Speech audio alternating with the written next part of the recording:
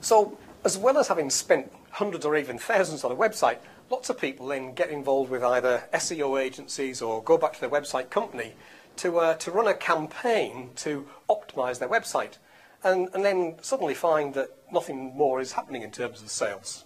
So the SEO company blames the website developer blames the SEO the owner, and nothing happens. Yep. So we've got to stop that insanity. Oh, that's crazy.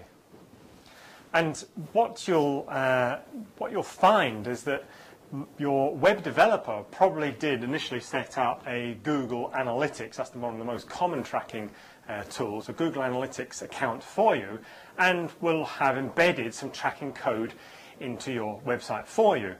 Now you're probably sitting there going, well, what did he say? Whatever. What does all that mean? Okay. So let's talk about what that actually does, because there's two things you probably need to know about that. So really, we're talking here about three activities. It's tracking, in other words, what traffic is coming to the website; tracing, where's it coming from; and once we've got a good handle on that, we can then start doing some ongoing testing to make sure that everything's going to be working to the best way possible. Yeah. So, in terms of your tracking, first thing you need to know, how much traffic is actually getting there, so you can tune your marketing spend to driving more traffic once everything's up and running. Okay. And you mentioned where traffic comes from? Yes, so that's the tracing bit. It's important to know where these visitors are actually coming from, so you can increase the amount of maybe spend you're doing on that advertising campaign compared to that one, or that keyword optimization compared to those keywords. Be able to track where each of those people are coming from using the Google Analytics that you didn't understand people were talking about. Well, let's set it up for you. Well, let's show them some Google Analytics, and it still sounds a bit wah to me. Okay, so assuming that your website company have done this properly, what I suggest you do now is go and grab a coffee, sign into your Google Analytics account, back to your web developer if they haven't already given those details, and you'll see a report there on your website. It probably won't be good.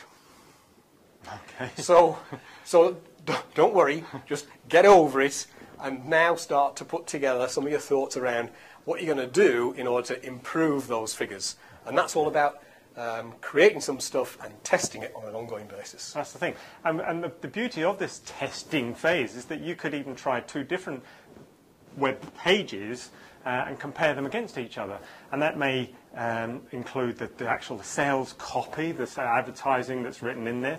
It may include the type of adverts you use in your marketing media to drive traffic, so you can use different pages to track, as Mike said, the different sources of traffic. So one might be even coming in from a newspaper advert to a dedicated, what we call a campaign site, which we mentioned in the previous video. So you can track and test exactly and trace all these things. And you know, when it comes to actually converting people into buyers rather than just viewers of your website, even just the words you use, the individual words, need to be written like sales copy, not just kind of information.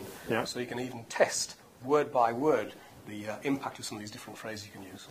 And so, some of this can get a little technical, and you can have even dynamic pages where words change based on people's searches patterns, all this sort of stuff. But even we've talked quite a number of times now about having campaign sites or these dedicated landing pages to specific marketing activities. Even having a dedicated URL that's relevant to the search term just makes it more powerful to the searchee when they are putting stuff into the likes of Google, and they find a website that's actually called "Turn Viewers into Buyers," and their search phrase was "How do I turn viewers into buyers?" The perfect website. And there's the site. And then the keywords also, you can test different keywords. So testing, as we've said, is such an important part of online marketing. Can be a little heavy. That's why we often get engaged with projects like this. Because it's a little heavy and a little technically complicated sometimes. If this is all starting to sound a bit too technical, then get onto our website. There's more details there about how all this stuff works. And as if you get stuck, then again, we're the two guys that can help you sort it out. Okay. So, testing, tracing, tracking, or tracking, tracing, testing, whatever. Indeed, whatever order you do it in, but do it. Because we see too many people think, my website's not working, I'll get a new one. They design a new one without any empirical evidence or any metrics as to what they were even doing in the first place to know why they should be changing it. more insanity. The definition of. Goodbye. So yeah.